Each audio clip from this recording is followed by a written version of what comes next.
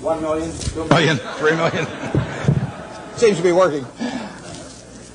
I'd like to just say a few words preliminarily, and then the highlight for me will be getting your questions in a few minutes, because I want to talk about what's on your mind.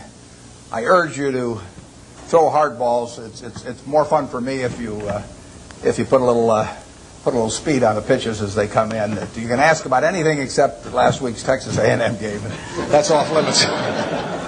We have a couple of men here from SunTrust. I was just up at the Coke meeting, and I sit next to Jimmy Williams there, who ran SunTrust for many years, and he wanted to be sure that I wore this SunTrust shirt down here.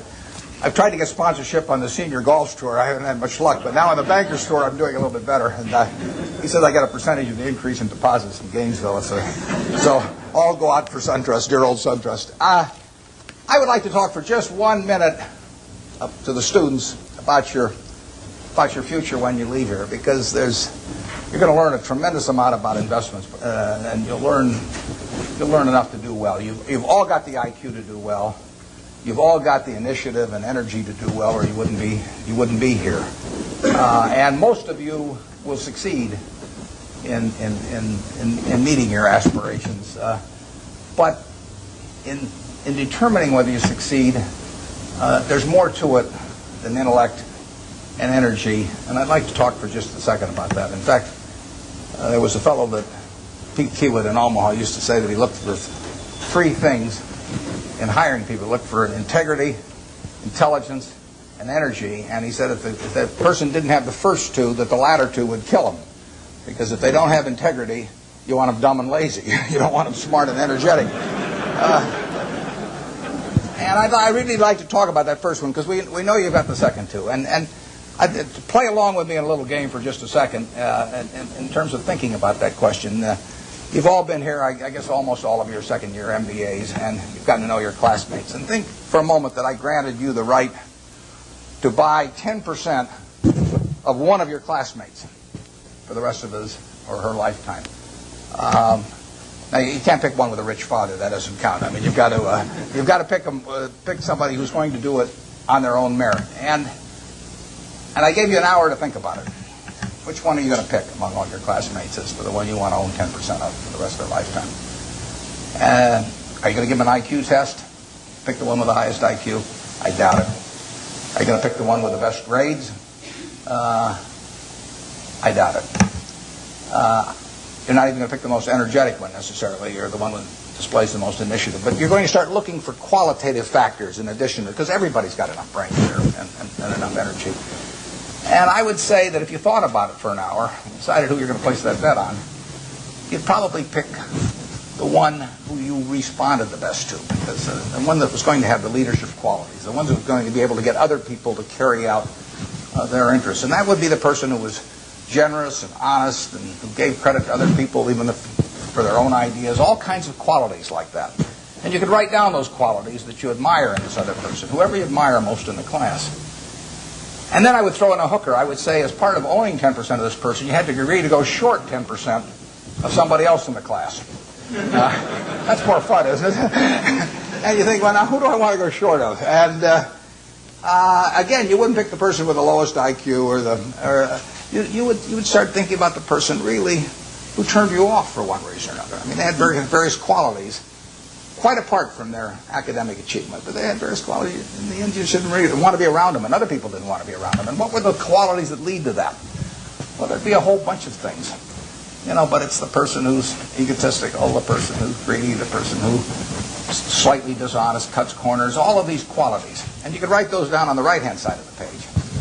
And when you look at that, I don't know which one I'm using. Can you hear me okay with this? Yeah, fine. Yeah. Your microphone on the side. Just come back up. What do I do with it? It just came loose. Oh, it just came loose. Okay. You can see why I avoid technology. Chewing gum is about as far as I get. As you looked at those qualities on the left and right-hand side, there's one interesting thing about them. It's not the ability to throw a football 60 yards. It's not the ability to run the 100-yard dash in 9.3. It's not being the best-looking person in the class. They're all qualities that if you really want to have the ones on the left-hand side, you can have them. I mean, they're qualities of behavior, temperament, character that are achievable. They're not forbidden to anybody in this group. And if you look at the qualities on the right-hand side, the ones that you find turn you off in other people, there's not a quality there that you have to have. If you have it, you can get rid of it, and you can get rid of it a lot easier at your age than you can at my age, because most behavior is habitual, and they say the chains of habit are too light to be felt until they're too heavy to be broken. And there's no question about it. I see people with these self-destructive behavior patterns at my age or even 10 or 20 years younger, and they really are entrapped by them. They go around and they do things that turn off other people right and left, and they don't need to be that way, but by a certain point they get so they can hardly change it. But at your age, you can have any habits, any patterns of behavior that you wish. It's simply a question of which you decide, and why not decide the ones that, I mean, if you like, Ben Graham did this, and Ben Franklin did it before him, but Ben Graham in his low teens looked around and he looked at the people he admired, and he said, you know, I want to be admired, so why don't I just behave like them? And he found there was nothing impossible about behaving like them. And similarly, he did the same thing on the reverse side in terms of getting rid of those qualities. So I would suggest that if you write those qualities down and think about them a little while and make them habitual, you will be the one that you want to buy 10% of when you get all through. And the beauty of it is you already own 100%, and you're stuck with it. So you might as well be that person as somebody else. Well, that's a short little sermon. So let's get on to what you're interested in. And like I say, you can go all over the lot. So I don't know exactly how we're going to handle this, but let's start with a hand here someplace or other. Where do we go with the first one?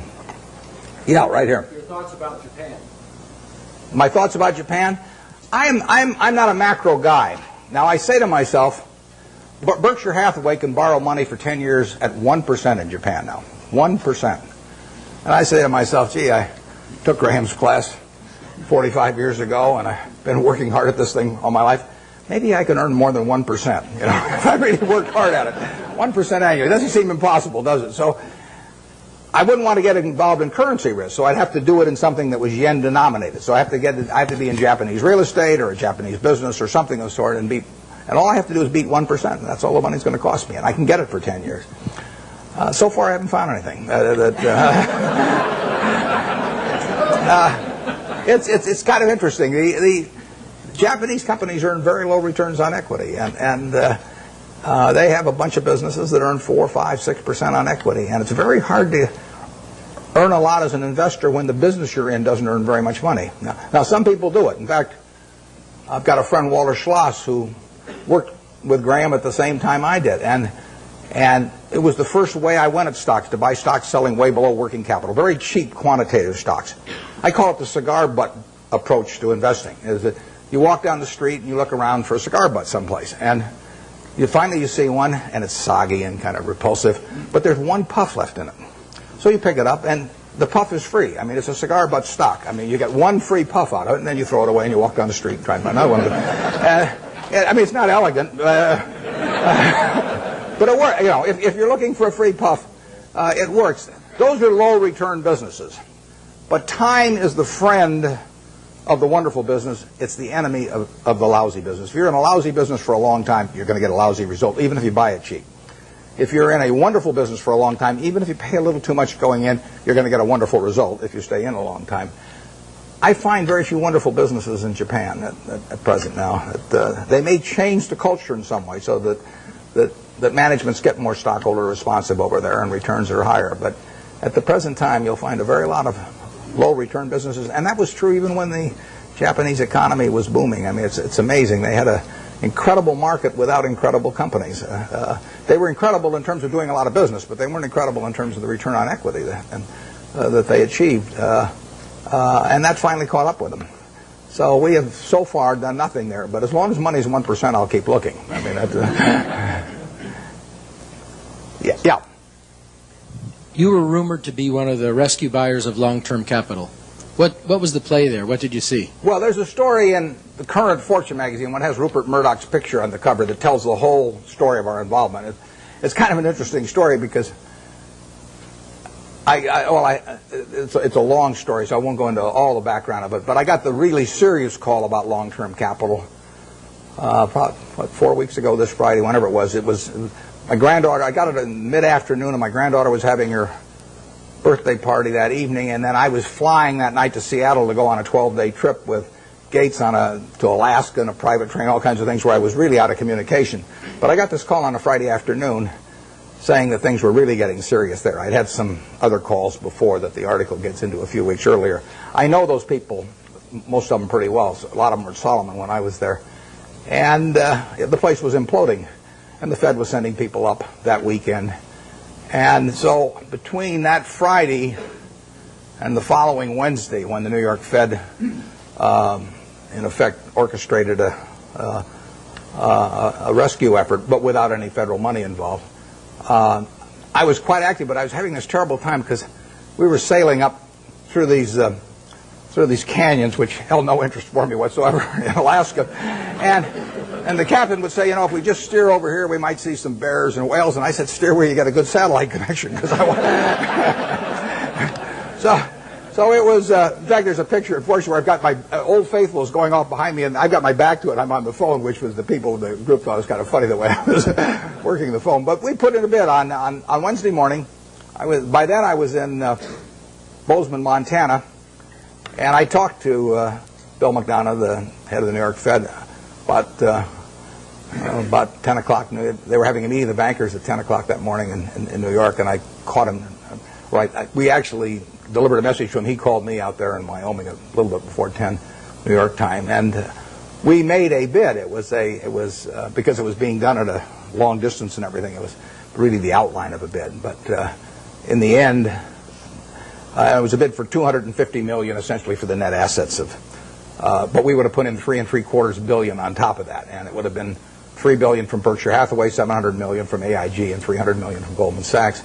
And we submitted that, but we put a very short time fuse on it, because when you're bidding on $100 billion worth of securities that are moving around, you don't want to leave a fixed price bid out there very long. Plus, we were worried about it getting shopped.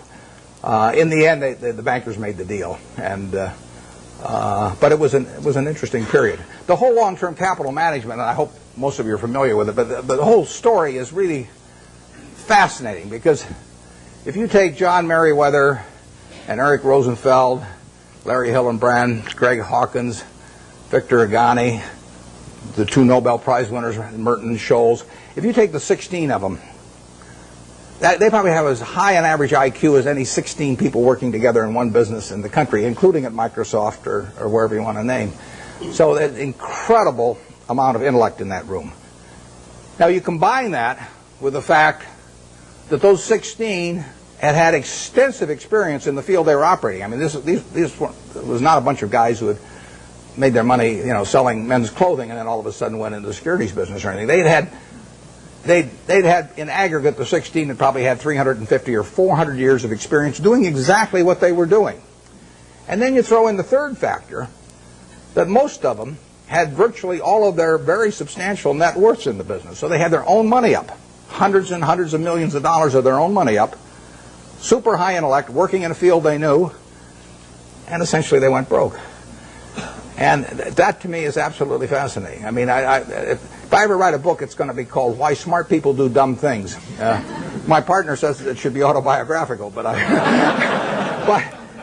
this might be an interesting illustration. And these are perfectly decent guys. I respect them, and they helped me out when I had problems at Solomon, and so they're not bad people at all. But to make money they didn't have and didn't need, they risked what they did have and did need. And that's foolish. That is just plain foolish. It doesn't make any difference what your IQ is. If you risk something that is important to you for something that is unimportant to you, it just does not make any sense. I don't care whether the odds are 100 to 1 that you succeed or 1,000 to 1 that you succeed.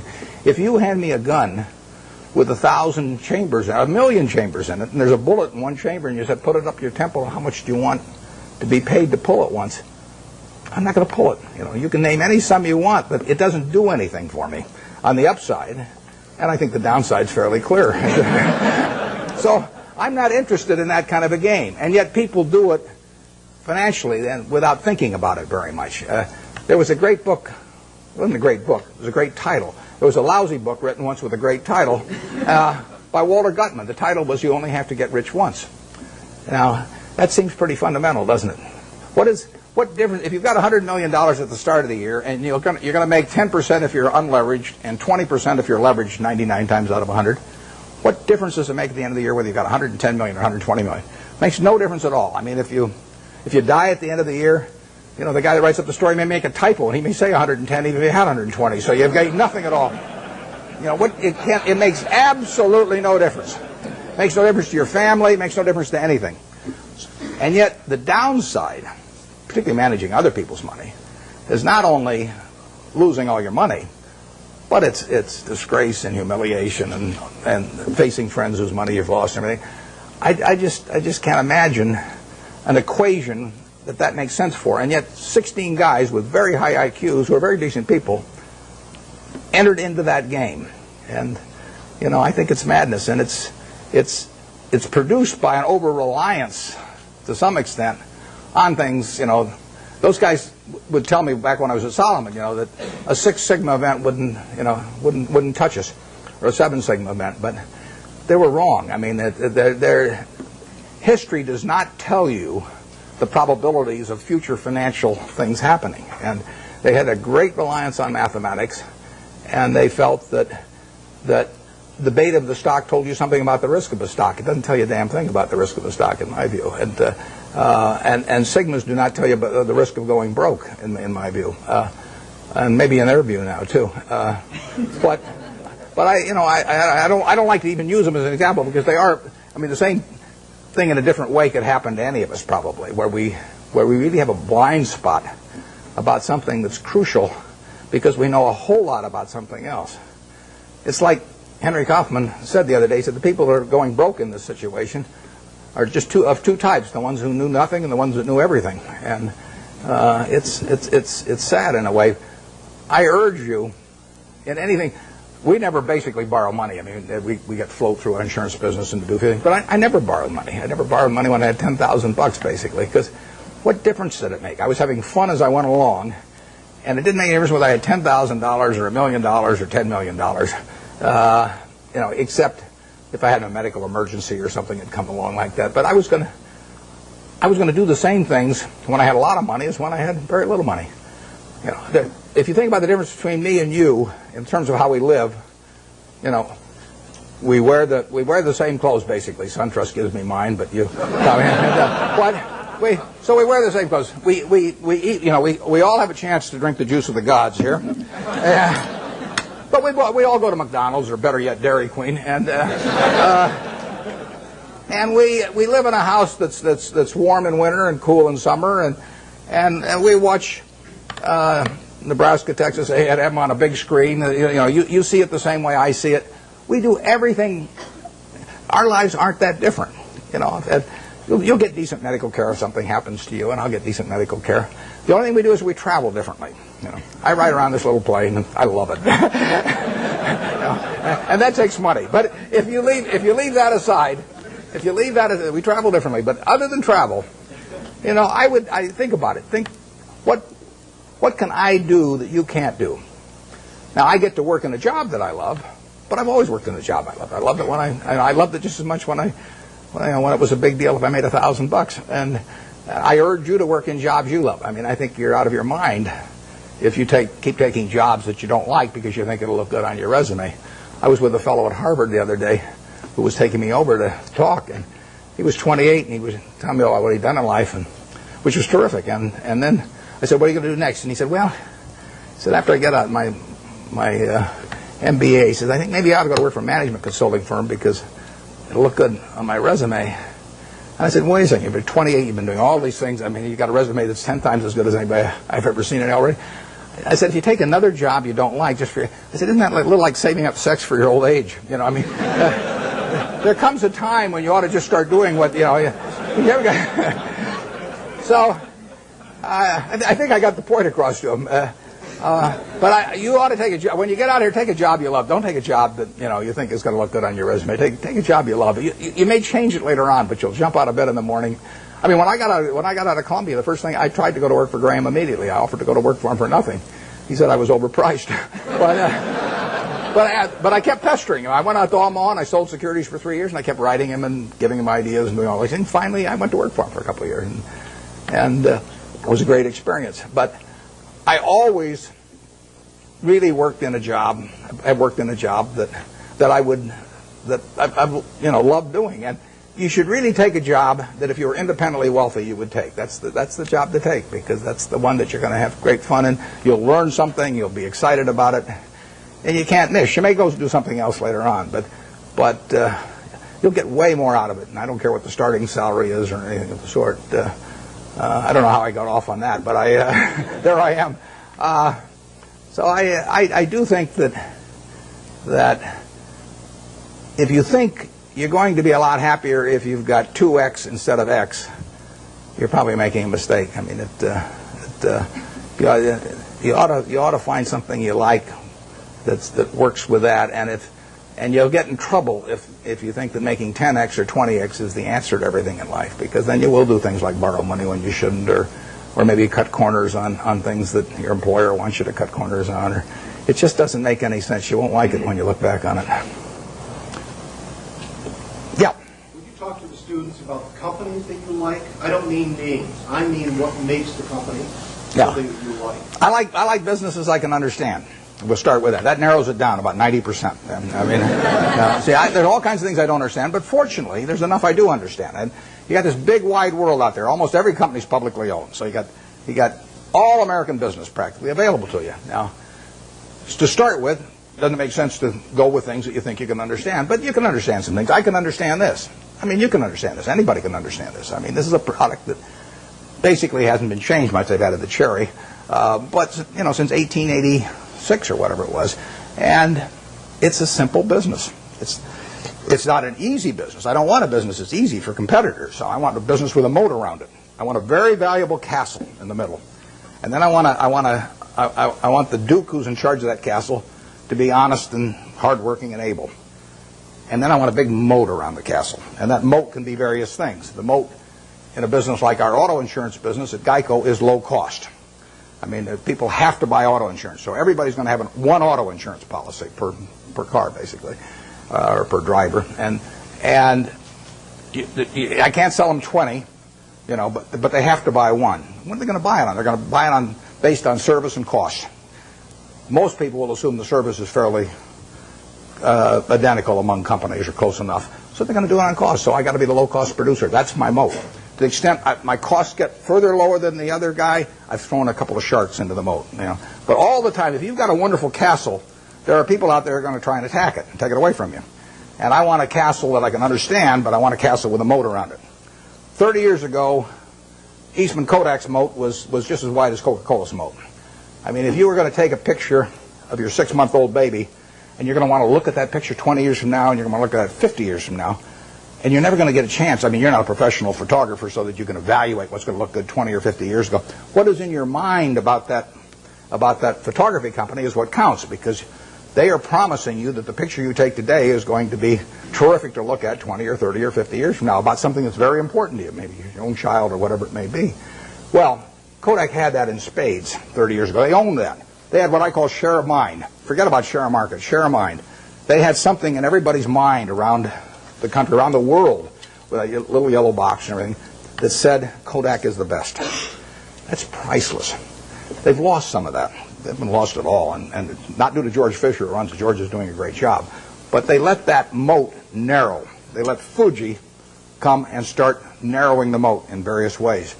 They let them get into the Olympics and take away that special aspect that only Kodak was fit to photograph the Olympics. So Fuji gets there, and immediately in people's minds, Fuji becomes more and a parity with Kodak. You haven't seen that with Coke. Coke's moat is wider now than it was 30 years ago. You can't see the moat day by day, but every time the infrastructure gets built in some country that isn't yet profitable for Coke but will be 20 years from now, the moat is widening a little bit. Things are all the time changing that moat in one direction or another. 10 years from now, you can see the difference. Our managers of the businesses we run, I've got one message to them, which is to widen the moat. And we want to throw crocodiles and sharks and everything else, gators, I guess, into the moat to keep away competitors. And That comes about through service, it comes about through quality of product, it comes about through cost, it comes about sometimes through patents, it comes about through real estate location. So that's the business I'm looking for. Now, what kind of businesses am I going to find like that? Well, I'm going to find them in simple products, because I'm not going to be able to figure out what the moat's going to look like for Oracle or Lotus or Microsoft 10 years from now. I mean, Gates is the best businessman I've ever run into, and they've got a hell of a position, but I really don't know what that business is going to look like 10 years from now. And I certainly don't know what his competitors' businesses are going to look like 10 years from now. Now, I'll name one I don't own. I know what the chewing gum business is going to look like from 10 years from now. I mean, the internet is not going to change how we chew gum. And nothing much else is going to change how we chew gum. And then are there going to be lots of new products? Is it really, our spearmint and juicy fruit and all those going to evaporate? So it isn't going to happen. You give me $1 billion and tell me to go in the chewing gum business and try and make a real dent in Wrigley's, I can't do it. And that's the way I think about business. I say to myself, give me $1 billion and how much can I hurt the guy? Give me $10 billion. Give me $10 billion and how much can I hurt Coca-Cola around the world? I can't do it. Well, those are good businesses. Now give me some money and tell me to hurt somebody in some other fields and I can figure out how to do it. So I want a simple business, easy to understand, great economics now, honest and able management, and then I can see about, in a general way, where they're going to be 10 years from now. And if I can't see where they're going to be 10 years from now, I don't want to buy it. Basically, I don't want to buy any stock where if they close the New York Stock Exchange tomorrow for 5 years, I won't be happy owning it. I buy a farm, and I don't get a quote on it for 5 years, and I'm happy if the farm does okay. I buy an apartment house, don't get a quote on it for 5 years, I'm happy if the apartment house produces the returns that I expect. But people buy a stock, and they look at the price the next morning, and they decide whether they're doing well or not doing well. It's crazy, because they're buying a piece of a business. That's what Graham, the most fundamental part of what he taught me. You're not buying a stock, you're buying a part ownership in a business. You will do well if the business does well, and if you didn't pay a totally silly price.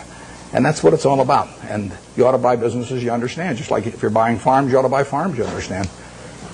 It's not complicated. Incidentally, in calling this Graham Buffett, I mean, it's just pure Graham. I was very fortunate because I picked up a book when I was 19. I got interested in stocks when I was about 6 or 7, and I bought my first stock when I was 11, but I was playing around with all this stuff.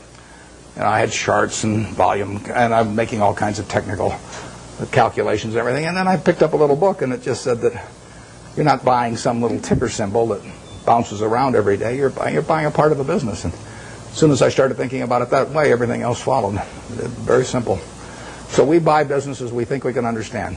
There's no one here that can't understand the Coca-Cola company. I would say there's no one here that can understand some new internet company. And I said at the annual meeting this year that if I were teaching a class in business school, on the final exam, I would pass out the information on an internet company and ask each student to value it. And anybody that gave me an answer, I'd flunk. I don't know how to do it. But people do it every day. I mean, it's more exciting. I mean, if you look at it like going to the races or something, that's a different thing. But if you're investing, I mean, investing is putting out money to be sure of getting more money back later, at an appropriate rate. And to do that, you have to understand what you're doing it in. I mean, you have to understand the business. And you can understand some businesses, but not all businesses. Yep. Warren, so you covered half of it, which is trying to understand a business and buying a business, but you also alluded to getting a return on the amount of capital you invest in the business as an investor. And that comes back to what are you paying for the business. How do you determine what you think is a fair price to pay for the business? It's a tough thing to decide, but I don't want to buy into any business I'm not terribly sure of. So if I'm terribly sure of it, it probably isn't going to offer incredible returns. I mean, why should something that is essentially a cinch to do well offer you 40% a year or something like that? So we don't have huge returns in mind, but we do have in mind never losing anything. And I mean, we bought See's Candy in 1972. See's Candy was then selling 16 million pounds of candy at $1.95 a pound, and it was making 2 bits a pound or $4 million pre-tax. We paid $25 million for it. Took no capital to speak of.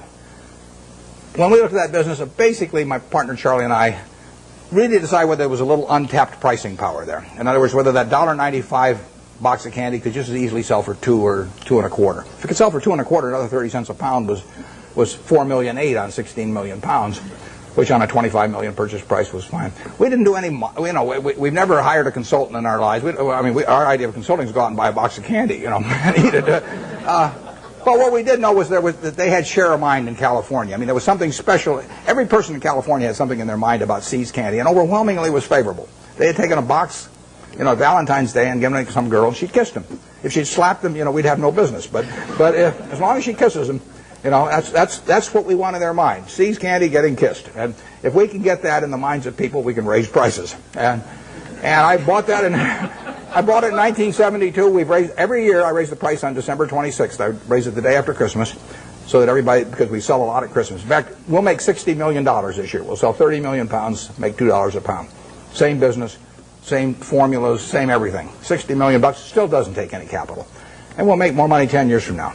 But of that 60 million, we make about 55 million in the 3 weeks before Christmas. And our company song is "What a Friend We Have in Jesus." I mean, it is. It is a good business. But the important thing about that business is that, think about it a little. Most people don't buy boxed chocolates to consume themselves. They buy them as gifts. Somebody's birthday. More likely, it's a holiday. It's Valentine's Day, single biggest day of the year. Christmas is the biggest season by far.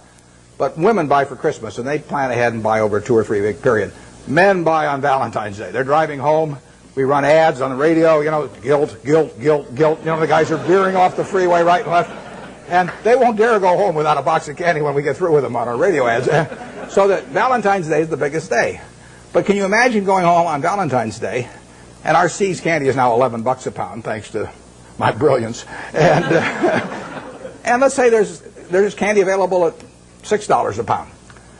But do you really want to walk in on Valentine's Day and your wife's got all these favorable images of the See's candy over the years, and she sees you, and that's the way she thinks of you during the rest of the year when you really behave kind of badly.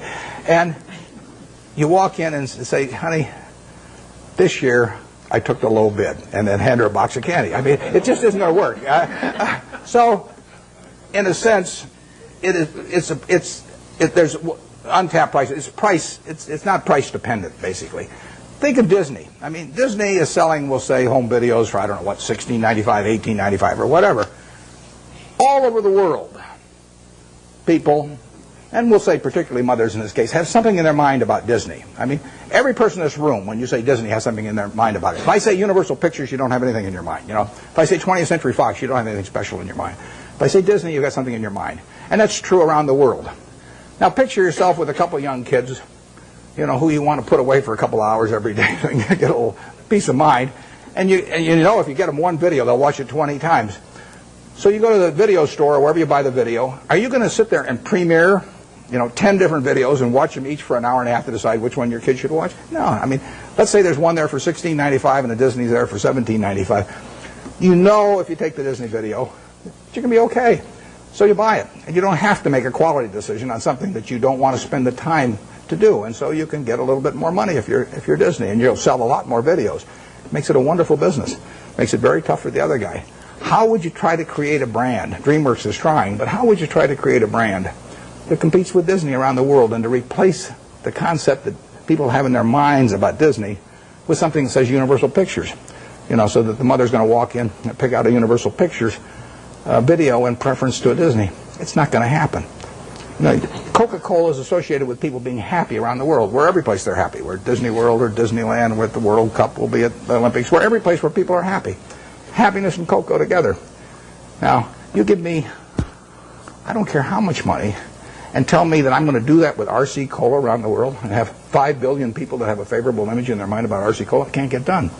And you can fool around with you can do anything you want to do. You can have price discounts on weekends and everything, but you're not going to touch it. And that's what you want to have in a business. That's the moat. And you want that moat to widen.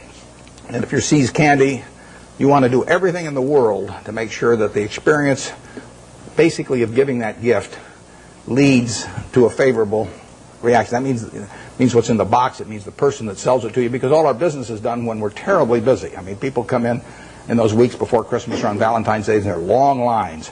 So at 5 o'clock in the afternoon, some woman is selling the last person the last box of candy, and that person's been waiting in line for maybe 20 or 30 customers.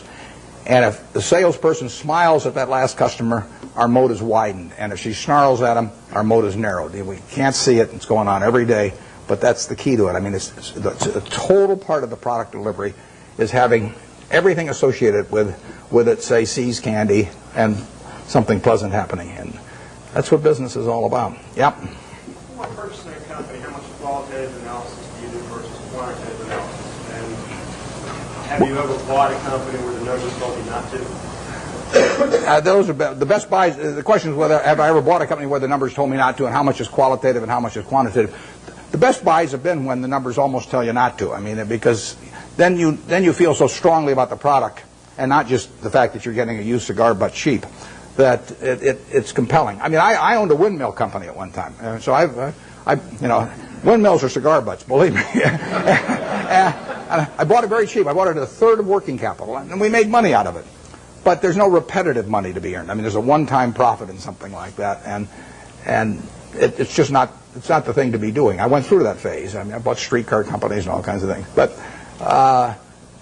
in terms of the qualitative, I probably understand the qualitative the moment I get the phone call. I mean, almost every business we've bought has taken 5 or 10 minutes. I mean, in terms of analysis, and we bought 2 businesses this year. General Re is, $18 billion or some deal. I've never been to their home office. I hope it's there. There could be just a few guys, and they say, "Well, what numbers shall we send Buffett this month?" I can see him, coming in once a month and saying, "Well, we'll just tell him we've got $20 billion in the bank this month instead of $18 billion or something." But I've never been there. And before I bought Executive Jet, which is fractional ownership of jets. And before I bought it, I'd never been there. I bought my family a quarter interest in the program 3 years earlier, and I'd seen the service and seen it develop well. And I got the numbers, but if you don't know enough to know about the business instantly, you won't know enough in a month or 2 months. I mean, you have to have sort of the background of understanding and knowing what you do understand and don't understand. And that is the key. It's defining what I call your circle of competence. And everybody's got a different circle of competence. The important thing is not how big the circle is. The important thing is staying inside the circle.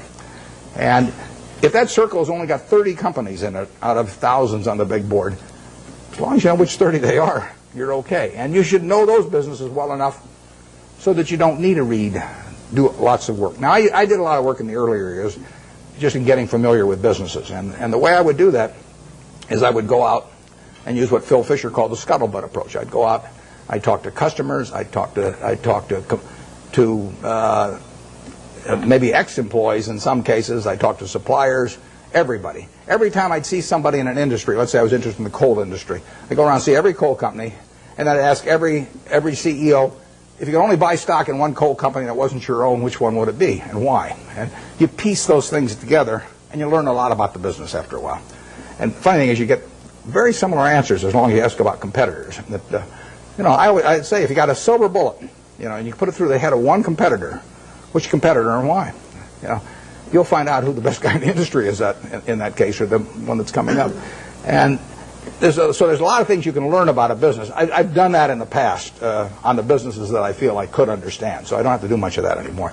It's a nice thing about investing is you don't have to learn anything very new. I mean, you can do it if you want to, but if you learned about Wrigley's chewing gum 40 years ago, you still understand Wrigley's chewing gum. There's not a lot of great insights to get or anything of the sort as you go along. So you do get a database in your head. I had a guy, Frank Rooney, who ran Melville for many years. His father-in-law died, owned a company called H.H. Brown, a shoe company. And he put it up with Goldman Sachs, but he was playing golf with a friend of mine here in Florida and mentioned to this friend. The guy said, "Why don't you call Warren?" He called me at the end of the golf match, and in 5 minutes I basically had a deal. But I knew Frank, and I knew the kind of business. I sort of knew the basic economics of a shoe business, and so I could buy it. And quantitatively, I got to decide what the price is. But that's either yes or no. I mean, I don't fool around a lot with negotiations. So if they name a price that makes sense to me, I buy it. And if they don't, I was happy the day before, so I'll be happy the day after without owning it. Yeah. Coca-Cola just announced a drop in expectations in terms of future earnings and fourth-quarter earnings.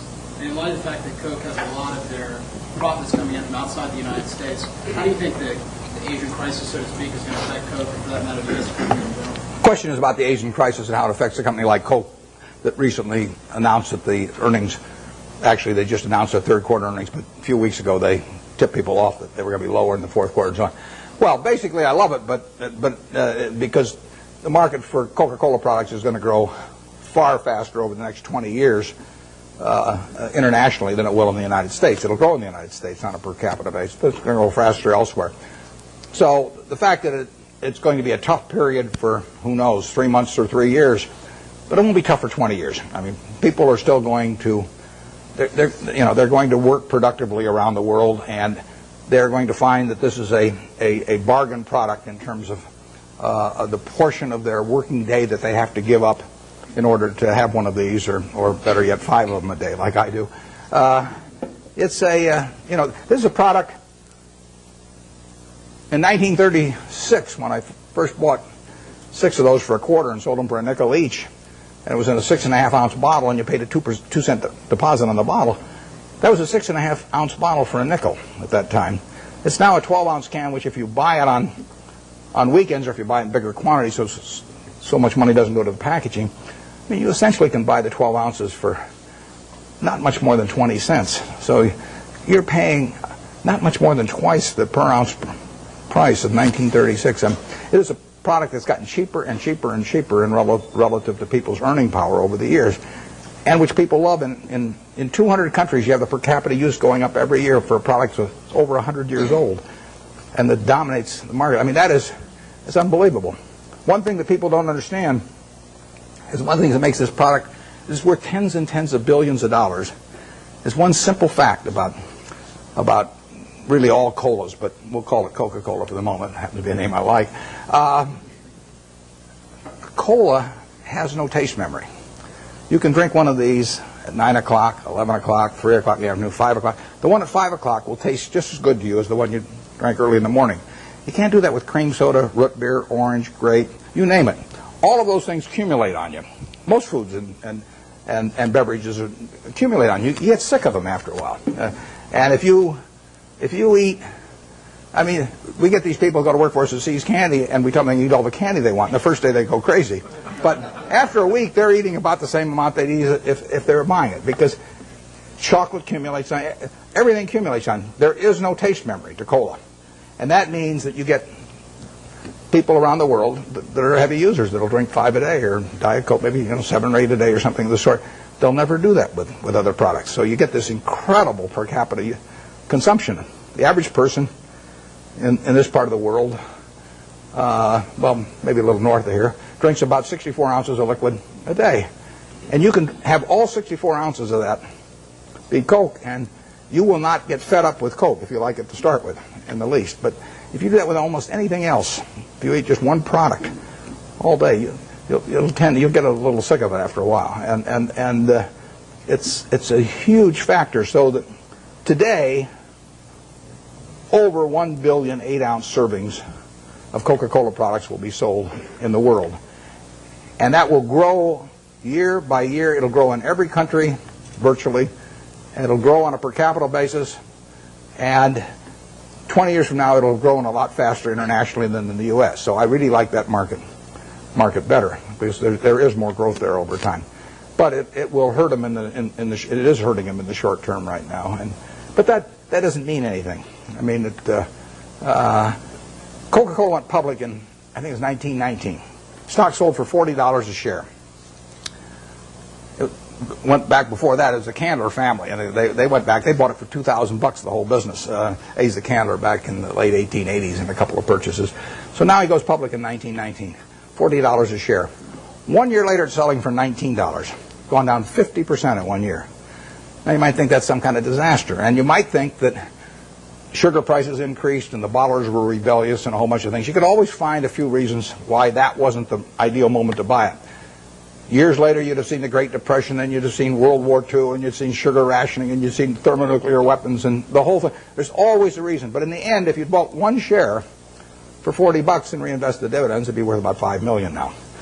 And that factor so overrides anything else. I mean, if you're right about the business, you'll make a lot of money. And the timing part of it is a very tricky thing. So I don't worry about any given event, if I've got a wonderful business, whether what it does to next year or something of the sort.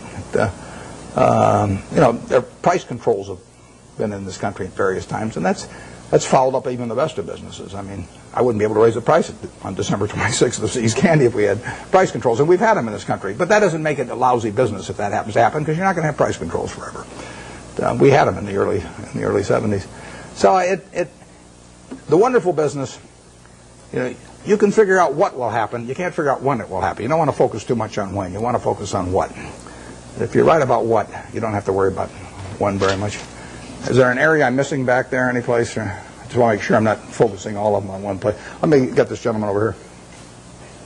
Most humans make mistakes, but the most successful of those will learn lessons from those mistakes and use them to benefit themselves later. What investment mistakes have you made or that you feel that you made, and how can you use those lessons? The question is about my business mistakes. How much time do you have? Well, the interesting thing about the mistakes is that in investments, at least for me and for my partner Charlie Munger, the biggest mistakes have not been mistakes of commission, they've been mistakes of omission. They're where we knew enough about the business to do something, and for one reason or another, we sat there sucking our thumbs instead of doing something. And so we've passed up things where we could have made billions and billions of dollars from things we understood. Forget about things we don't understand. In fact, I could make billions out of Microsoft. Doesn't mean anything because I never understand Microsoft. But if I can make billions out of healthcare stocks, then I should make it, and I didn't. When the Clinton healthcare program was proposed and they all went in the tank, we should have made a ton of money out of that because I could understand it, and I didn't make it. I should have made a ton of money out of Fannie Mae back in the mid-'80s because I understood it and I didn't do it. Those are billion-dollar mistakes or multi-billion-dollar mistakes that generally accepted accounting principles don't pick up. The mistakes you see, I made a mistake buying U.S. Air Preferred some years ago. I mean, I had a lot of money around. I make mistakes when I get cash. Charlie tells me to go to a bar instead. Don't hang around the office. But I hang around the office and I got money in my pocket and I do something dumb. And it happens every time. So I bought this thing. Nobody made me buy it. I now have a 800 number I call every time I think about buying stock in an airline, and they talk me down. They say, I say, I'm Warren, I'm an airaholic, and then the guy says, keep talking, don't hang up, and don't do anything rash. And finally I get over it. But I bought it, and it looked like we were going to lose all our money in that, and we came very close to losing all our money, and you can say we deserved to lose all our money. And we bought it because it was an attractive security, but it was not in an attractive business. I did the same thing with Solomon. I bought an attractive security in a business that I wouldn't have bought the equity in. So you can say that that's one form of mistake, buying something because you like the terms when you don't like the business that well. And I've done that in the past and probably do it again. The bigger mistakes, though, are the ones of omission. I did back when I had the $10,000. I put $2,000 of it into a Sinclair service station, which I lost. So my opportunity cost on that's about $6 billion right now. Fairly big mistake. Yeah, it makes me feel good when Berkshire goes down then because the cost of my Sinclair station goes down too. My 20% opportunity cost. But I will say this: you talk about learning from mistakes. I really believe it's better to learn from other people's mistakes as much as possible. But we don't spend any time looking back at Berkshire. I've got a partner, Charlie Munger. We've been pals for 40 years. We've never had an argument. We disagree on things a lot, but we don't have arguments about it, and we never look back. We just figure there's so much to look forward to that there's just no sense thinking about what we might have. It just doesn't make any difference. I mean, you can only live life forward, and you can learn something perhaps from the mistakes, but the big thing to do is stick with the businesses you understand. And so if there's a generic mistake of getting outside of your circle of competence and buying something because somebody tips you on it or something of the sort in an area you don't know anything about, I mean, you should learn something from that, which is that you stay with what you can figure out yourself. I mean, you really want your decision making to be by looking in the mirror and saying to yourself, I'm buying 100 shares of General Motors at 55 because. And I mean, it's your responsibility if you're buying it, and there's got to be a reason. And if you can't state the reason, you shouldn't buy it. If it's because somebody told you about it at a cocktail party, not good enough. I mean, there's it's got to be something, it can't be because the volume, the chart looks good on it or anything like that. It's got to be a reason you'd buy the business. And we stick to pretty carefully. That's one of the things Ben Graham taught me. Yeah. But with the current tenuous economic situation in the world, although our economy seems to be still chugging along quite well, where are we going? What's going to happen with interest rates? The question about what's going to happen to interest rates or where we go in the world, I don't think about the macro stuff. I just what you really want to do in investments is figure out what's important and knowable. If it's unimportant or unknowable, you forget about it. What you talk about is important, but in my view, it's not knowable. Understanding Coca-Cola is knowable, or Wrigley, or Eastman Kodak, or anything. I mean, you can understand those businesses. That's knowable. And whether it turns out to be important depends on where your valuation leads you and the current price and all of that. But we have never either bought a business or not bought a business because of any macro feeling of any kind. We don't read things about predictions about interest rates or business or anything like that because it doesn't make any difference. I mean, let's say in 1972 when we bought See's Candy, I think maybe Nixon put on the price controls a little bit later. Let's say we'd seen that. But so what? We'd have missed a chance to buy something for $25 million that's earning $60 million pre-tax now. I mean, we don't want to pass up the chance to do something intelligent because of some prediction about something that we're no good on it anyway. So we just don't read or listen to or do anything in relation to macro factors at all. Zero. And the typical investment counseling organization goes out and they bring out their economists, they trot him out, and he gives you this big macro picture, and then they start working from there on down. In our view, that's nonsense. And if Alan Greenspan was on one side of me and Bob Rubin on the other side, they were both whispering in my ear exactly what they're going to do the next 12 months. It wouldn't make any difference to me in what I pay for executive jet or general reinsurance or anything else I do. Yeah. What's the benefit of being an out-of-towner for Wall Street as an investor? Well, what's the benefit of being an out-of-towner as opposed to being in Wall Street? I worked in Wall Street for a couple of years, and I like. I've got my best friends actually, and I'm on both coasts, and I like seeing them, and I get ideas when I go there. But the best way to think about investments is to be in a room with no one else and just think. And if that doesn't work, nothing else is going to work.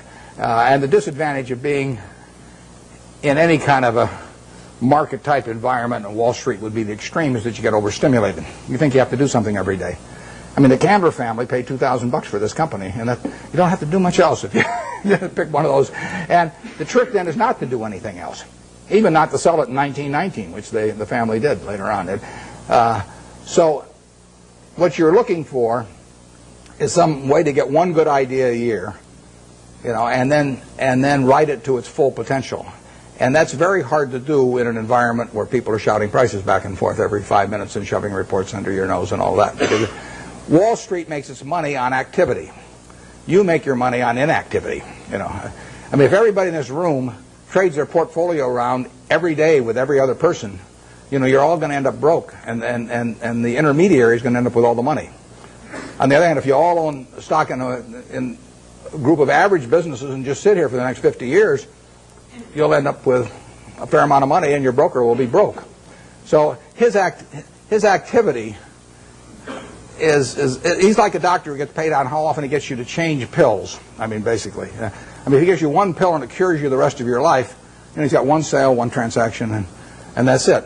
But if he can convince you that changing pills every day is the way to great health, it'll be great for him and the prescriptionists, and you'll be out a lot of money, and you won't be any healthier. You'll be a lot worse off financially. So you want to stay away from any environment that stimulates activity, and Wall Street would have the effect of doing that.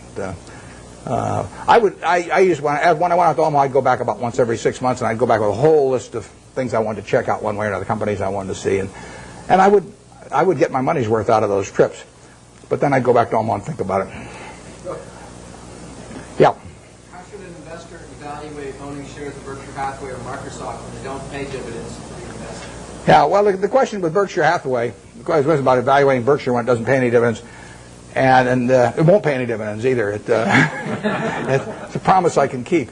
All you get with Berkshire, you stick it in your safe deposit box, and then every year you go down and fondle it. You know, you take it out and you fondle it, then you put it back. And I mean, there's enormous psychic reward in that. You don't underestimate it. But the real question is whether we can keep retaining dollar bills and turning them into more than a dollar at a decent rate. And that's what we try to do. And Charlie Munger and I have our money in it to do that. That's all we'll get paid for doing. We won't take any options. We won't take any salaries to speak of or anything. We'll ride around in the plane.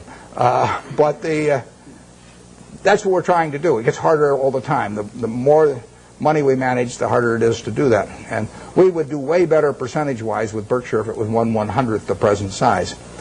But it is run for its owners. But it isn't run to give them dividends, because so far, every dollar that we've earned and could have paid out, we've turned into more than a dollar. It's worth more than a dollar to keep it. And therefore, it'd be silly to pay it out. Even if everybody was tax-free that owned it, it would have been a mistake to pay dividends at Berkshire, because so far the dollar bills retained have turned into more than a dollar. But there's no guarantee that that happens in the future, and at some point the game runs out on that. But it is the goal of, I mean, that is what the business is about. We're not, nothing else about the business do we judge ourselves by. We don't judge it by the size of its home office building or, you know, anything of the number of people working around it. We've got 12 people at headquarters. We've got 45,000 employees at Berkshire and 12 people at headquarters, 3,500 square feet. And we won't change it. So we will judge ourselves by the performance of the company. And that's the only way we'll get paid. But believe me, it's a lot harder than it used to be. But anything way in the back, because I want to make sure I'm not missing people back there that haven't called me. Okay, then we'll go to the... Well, how about way over there on the aisle? Yeah. What makes you decide investments reach its full potential? I missed this. What made me decide to invest what? One of your investments has reached its full potential. As you said earlier that you... I missed the last part of it. Oh, reach its full potential. Well, ideally you buy in businesses where you feel that will never happen in terms of... I mean, I don't buy Coke with the idea that it's going to be out of gas in 10 years, you know, or 15 years. I mean, there could be something happen, but I would think the chances of that are almost nil. So what we really want to do is buy businesses that we would be happy to own forever. It's the same way I feel about people who buy Berkshire. I want people to buy Berkshire that plan to hold it forever. They may not for one reason or another, but I want them at the time they buy it to think they are buying a business that they're going to own forever. And I don't say that's the only way to buy things. It's just that that's the group I want to have join me, because I don't want to have a changing group all the time. I measure Berkshire by how little activity there is in it. If I had a church and I was the preacher and half the congregation left every Sunday, I wouldn't say, oh, this is marvelous because I have all this liquidity among my members, you know.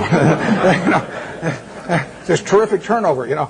I would rather get a church where all the seats are filled, you know, every Sunday by the same people. Well, that's the way we look at the businesses we buy. We want to buy something that we're really happy to own virtually forever, and we can't find a lot of those. And back when I started, I had way more ideas than money, so I was just constantly having to sell what I thought was the least attractive stock in order to buy something that I just discovered that looked even cheaper. But that's not our problem really now. And so we hope we're buying businesses that we're just as happy with 5 years from now as now. And if we ever found some huge acquisition, you know, then we'd have to sell something maybe to make that acquisition. But that would be a very pleasant problem to have. We never buy something with a price target in mind. I mean, we never buy something at 30 saying if it goes to 40 we'll sell it, or 50 or 60 or 100. We just don't do it that way any more than when we buy a private business like See's Candy for $25 million, we don't say to ourselves, if we ever got an offer of $50 million for this business, we'd sell it. That's just not the way to look at a business. The way to look at a business is this going to keep producing more and more and more money over time? And if the answer to that is yes, you don't need to ask any more questions. Yeah, way back there. Those same principles in mind, what was your motivation for taking a piece of Solomon and similarly long-term capital? And how did you come up with the valuation? Well, Solomon, like I said, I went into that because it was a 9% security in 1987, September 1987.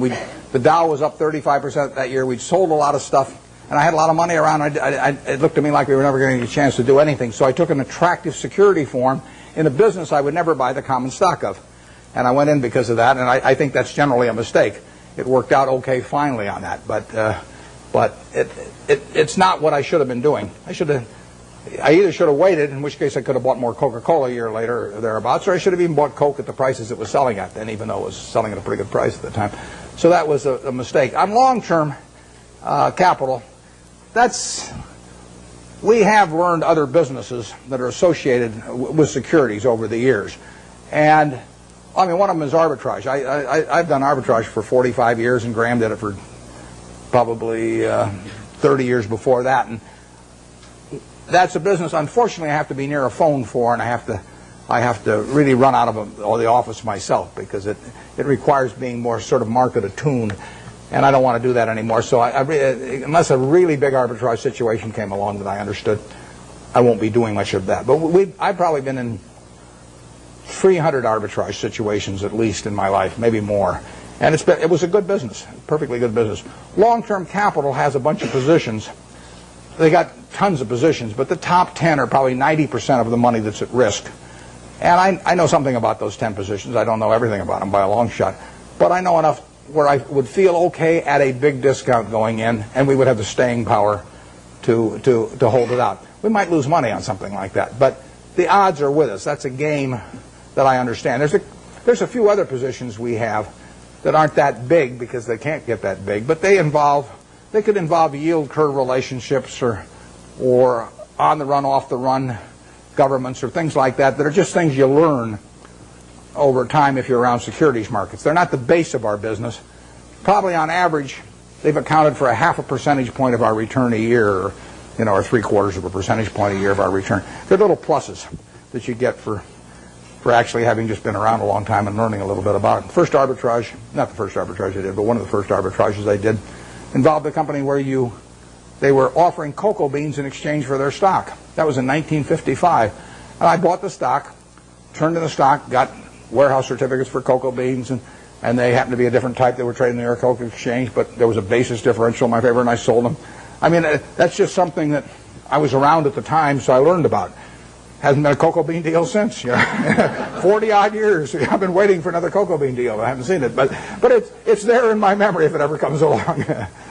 And that long-term capital is that on a big scale. Yep.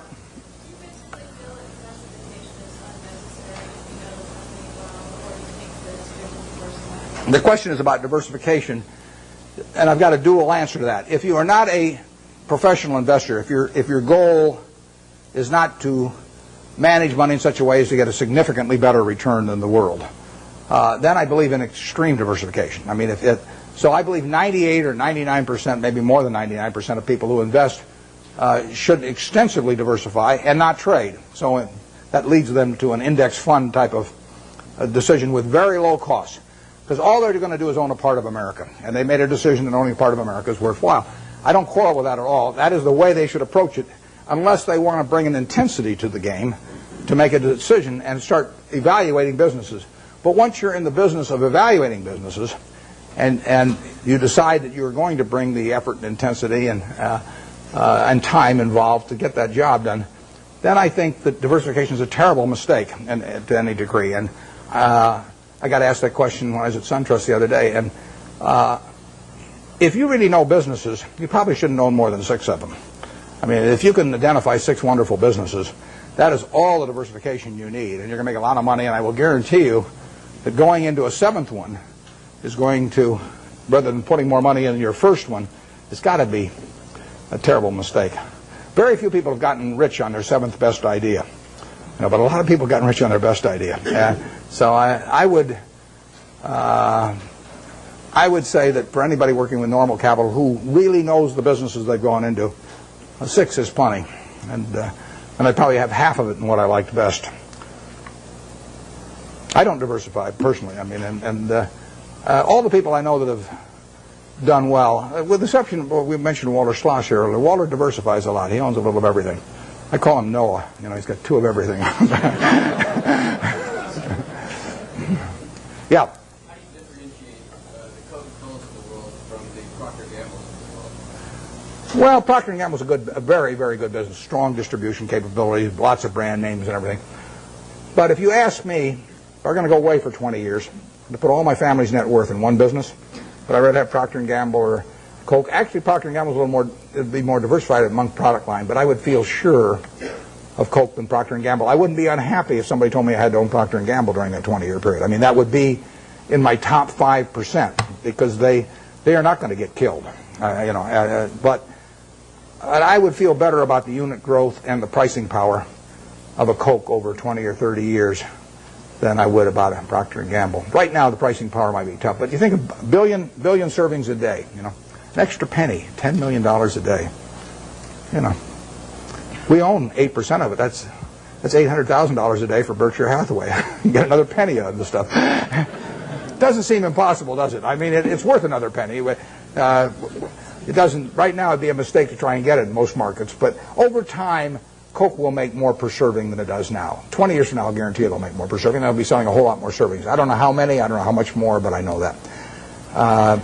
P&G's main products, I don't think they have the kind of dominance, and they don't have the kind of unit growth.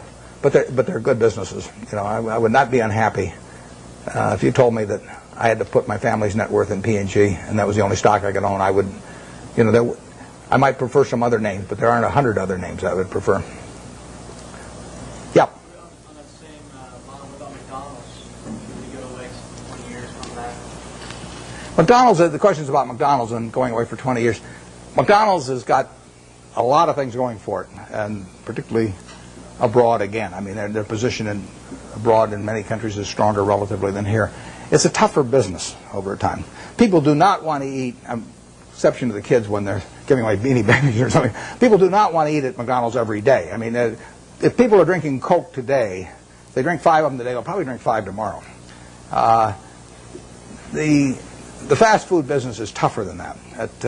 But if you had to pick one hand to have in the fast food business, which is going to be a huge business worldwide, you'd pick McDonald's. I mean, it has the strongest position.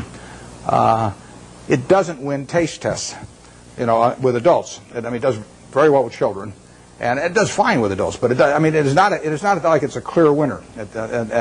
And it's gotten into the game in recent years of being more price promotional, and you remember the experiment a year ago or so, and so it's gotten more dependent on that rather than just selling the product by itself. I like a product by itself sells. I feel better about Gillette if people buy the Mach 3 because they like the Mach 3 than if they get a Beanie Baby with it. So I just think it's fundamentally a stronger product if that's the case, and it probably is.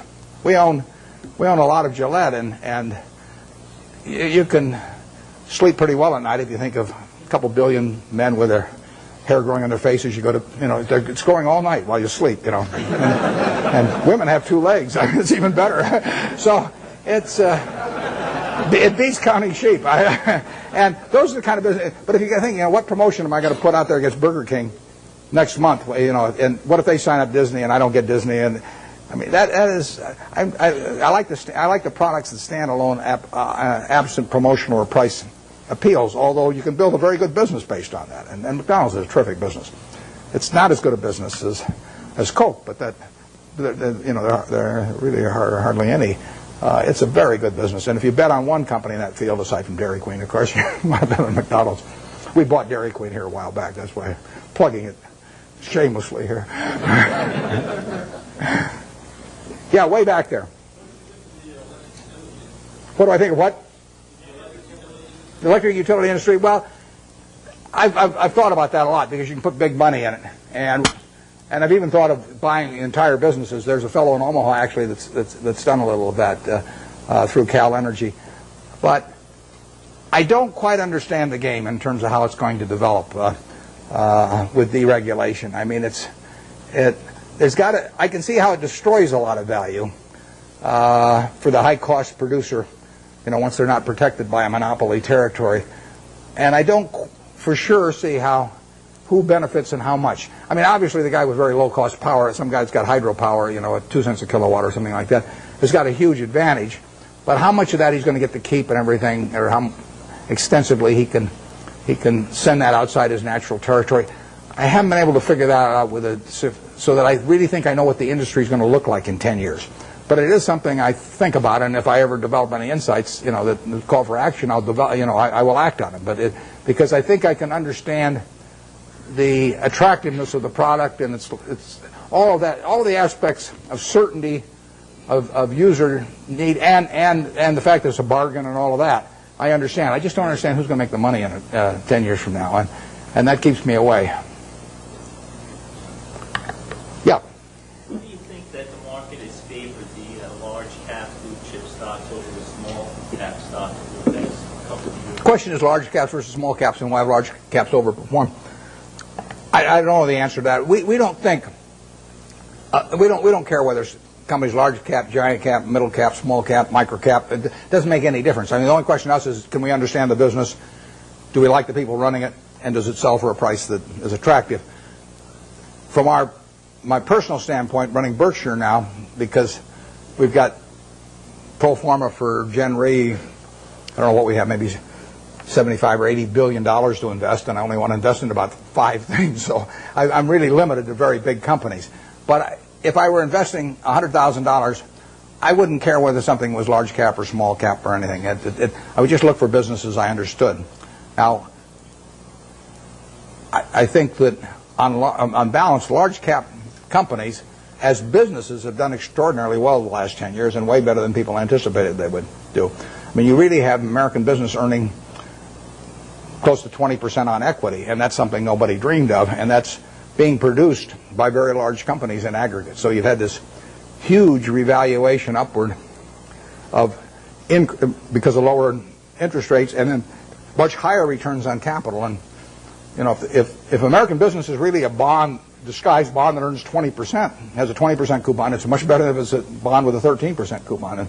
And that's happened with big companies in recent years. Whether it's permanent or not is another question. I'm skeptical of that, but I don't.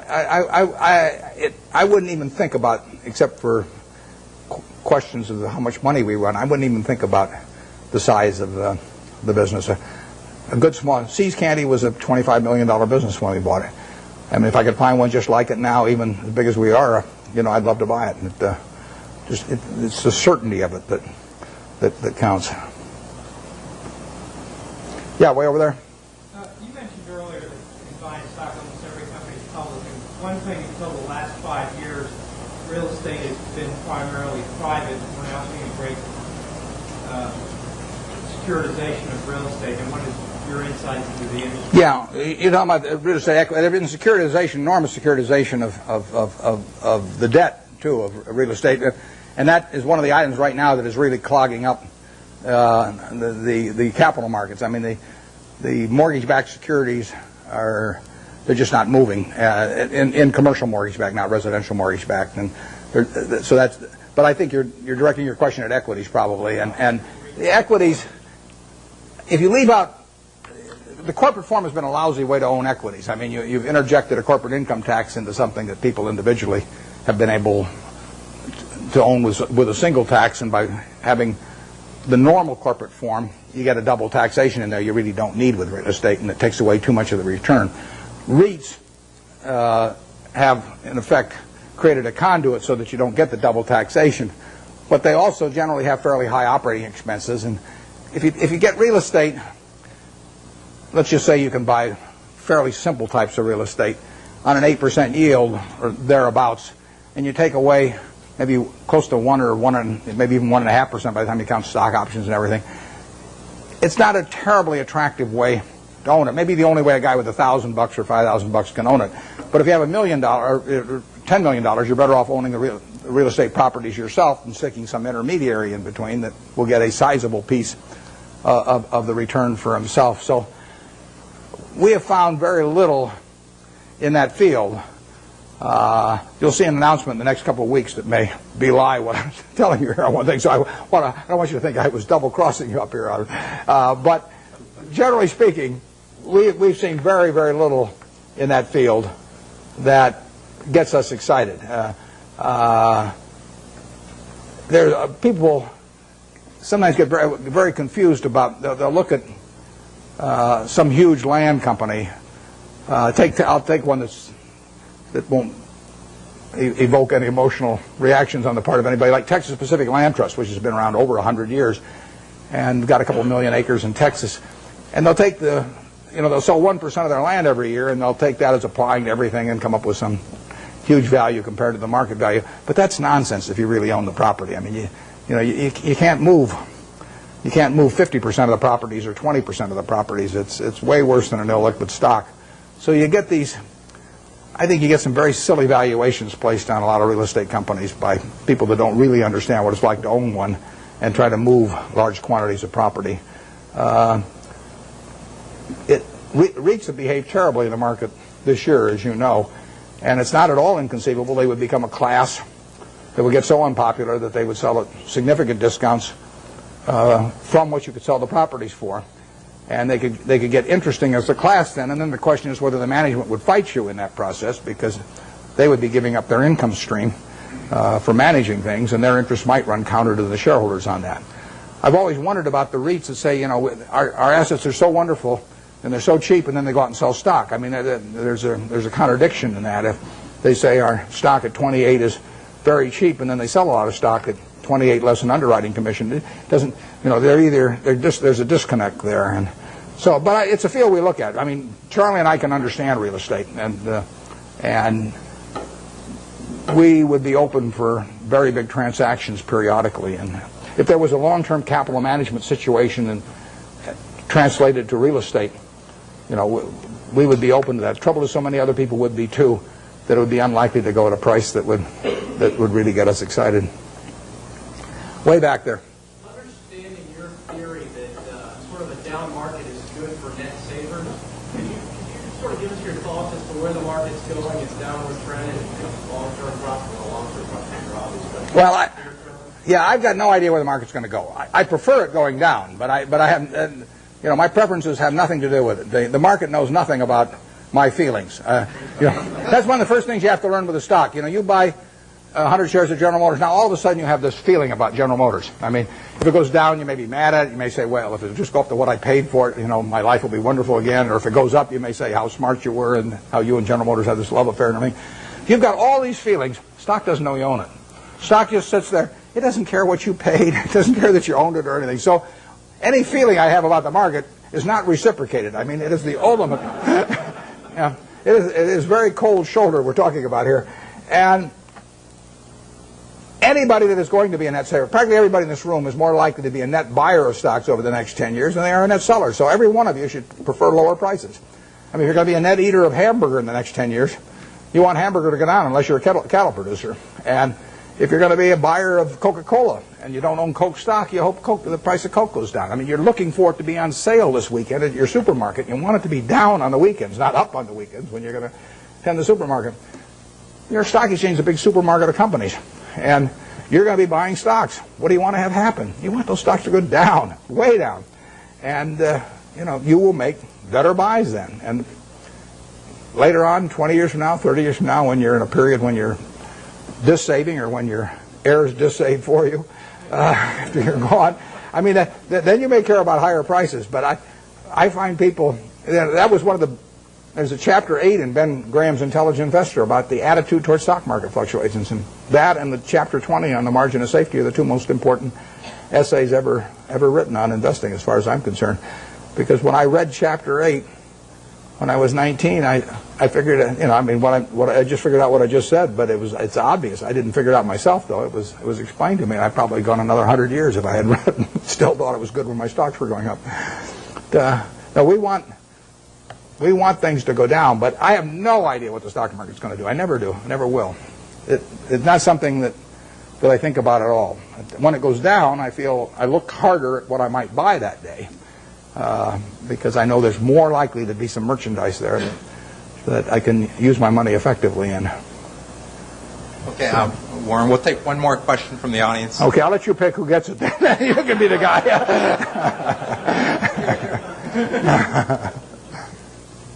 What's the question? Okay, right back there. If you live it again, study your life again, then what would you like to do to have a happier life? Yeah, I would say, and this is going to sound disgusting. The question is, what would I do if I were going to live over again and have a happier life? The only thing I might do is select a gene pool where people live to be 120 or something that I came from. But I've been extraordinarily lucky. I mean, I use this example. I'll take a minute or two because I think it's worth thinking about a little bit. Let's just assume that it was 24 hours before you were born, and a genie came to you, and he said, Herb, you look very promising, and I've got a big problem. I've got to design the world in which you're going to live. And he says, I decided to hell with it. It's too tough. You design it. So you've got 24 hours. You figure out what the social rules should be, the economic rules, the governmental rules, and you're going to live under those, and your kids are going to live under them, and their kids are going to live under. And you say, I can design anything? And Ginny says, yeah, you can do it. And you say, well, there must be a catch. He says, well, there is a catch. You don't know whether you're going to be born black or white, rich or poor, male or female, infirm or able-bodied, bright or retarded. All you know is you're going to take one ball out of a barrel that's got 5.8 billion. You're going to participate in what I call the ovarian lottery. You're going to get one ball out of there. And that is the most important thing that's ever going to happen to you in your life, because that is going to control whether you're born here or in Afghanistan, or whether you're born with an IQ of 130 or an IQ of 70. It's going to determine a whole lot. And you're going to go out of the world and you're going to have that ball. Now, what kind of a world do you want to design? Well, I think that's a good way to look at social questions, because not knowing which ball you're going to get, you're going to want a ball that you're going to want design a system that's going to produce lots of goods and services, because you're going to want people on balance to live well. And you're going to want it that produces more and more, so your kids live better than you do and your grandchildren live better than the kids. But you're also going to want a system that, if it does produce lots of goods and services, does not leave behind a person that accidentally got the wrong ball and is not well wired for this particular system. See, I'm ideally wired for the system I fell into here. I mean, I came out and I got something that enables me to allocate capital. You know, nothing so wonderful about that. If all of us were stranded on a desert island, you know, we all landed there and we're never going to get off of it, the most valuable person would be the one that could raise the most rice, you know, over time. And you know, I could say, well, I can allocate capital. You know, how about paying Neil? And you wouldn't get very excited about that. So I am in the right place. I mean, Gates says if I'd been born, you know, a few million years ago, I'd been some animal's lunch. You know, he says you can't run very fast, you can't climb trees, you can't do anything. You've just been chewed up in the first day. So he says you're lucky you were born today, and I am. But the question, getting back, one question you can ask yourself, incidentally, is here is this barrel with 5.8 billion balls, everybody in the world. If you could put your ball back, and then they took out at random 100 other balls, and you had to pick one of those, would you put your ball back in? Now, those 100 balls that you're going to get out, roughly 5 of them will be American. So there's 95 versus 5. So you're only going to have 5 balls. If you want to be in this country, you're only going to have 5 balls now left. You know, half of them are going to be women, half of them are going to be men. I'll let you all decide how you vote on that one. Half of them are going to be below average intelligence, half are going to be above. I mean, do you want to put your ball back? Most of you, I think, will not want to put that ball back to get 100. So what you're saying is, I'm in the luckiest 1% of the world right now, sitting in this room, top 1% of the world. Well, that's the way I feel. I mean, I've been lucky to be born where I was, because it was 50-1 against me in the United States when I was born. Lucky with parents, lucky with all kinds of things, and then lucky to be wired in a way that in a market economy pays off like crazy for me. It doesn't pay off for somebody who's absolutely as good a citizen as I am, you know, leading Boy Scout troops, teaching Sunday school, whatever, raising fine families, but it just doesn't happen to be wired in the same way I am. So I've been extremely lucky, so I would like to be lucky again. And if I'm lucky, then the way to do it is to play out that game and do something you enjoy, you know, all your life, and be associated with people you like. I only work with people I like. You know, I don't. If I could make $100 million by buying a business with some guy that caused my stomach to churn, I'd say no, because I say that's just like marrying for money, which probably isn't a very good idea in any circumstances. But if you're already rich, it's crazy, right? So I am not going to marry for money. So I would really do almost exactly what I've done, except I don't think I'd have bought the U.S. Air. Thanks.